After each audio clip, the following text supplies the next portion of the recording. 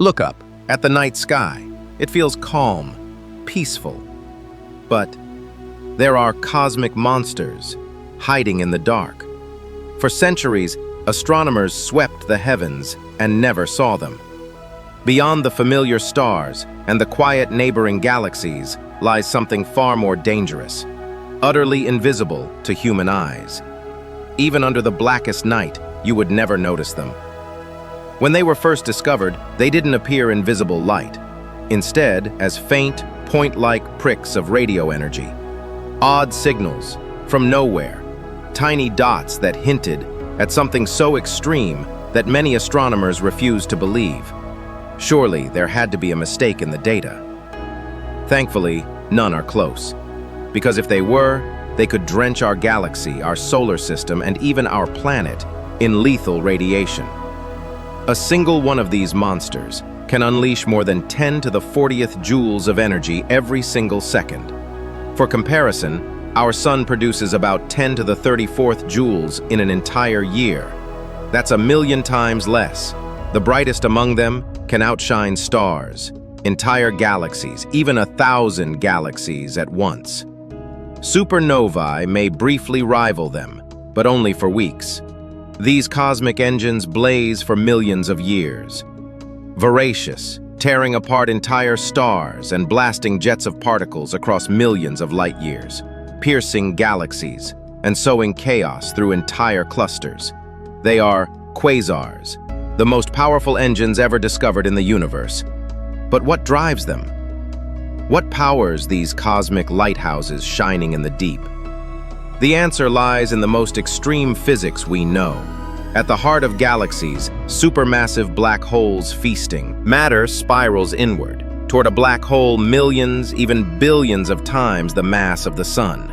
Before it disappears, it forms a blazing disk, heated to unimaginable temperatures. Magnetic fields twist that energy into narrow beams, relativistic jets, that lance out into intergalactic space at nearly the speed of light, seen across the universe. Those jets and disks are what we call a quasar. Today, we know the most distant quasar lies over 13 billion light-years away. Its light began its journey when the universe was still young. Reaching it, even in imagination, would take almost the entire age of the cosmos. A century ago, none of this was clear. By the early 1950s, astronomers had grown comfortable with a simple picture: galaxies beyond the Milky Way, clusters of galaxies, and vast stretches of emptiness in between. For a brief moment, it felt like the universe was becoming understandable.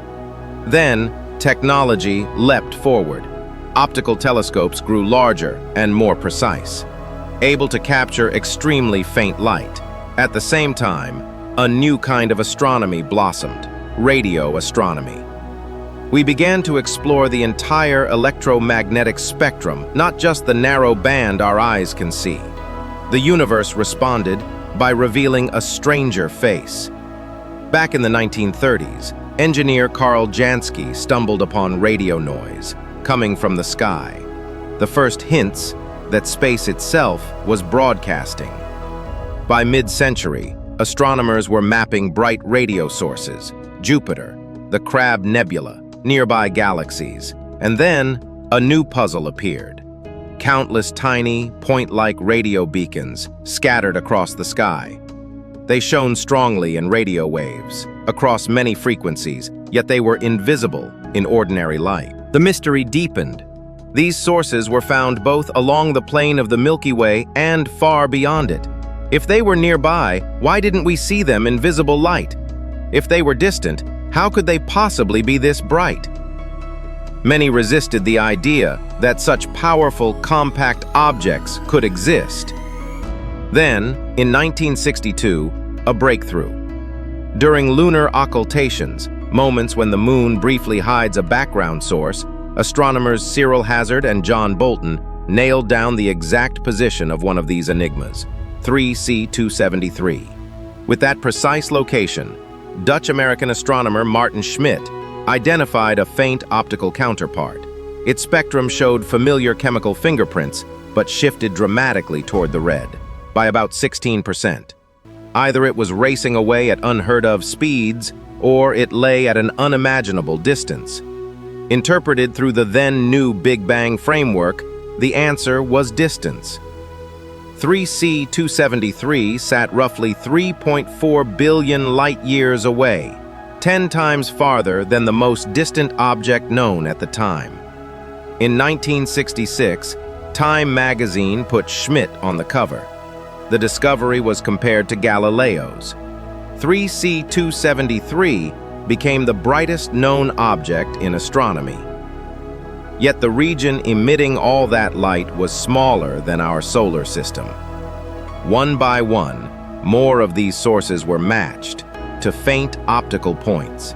They earned a name, quasi-stellar radio sources, shortened to quasars.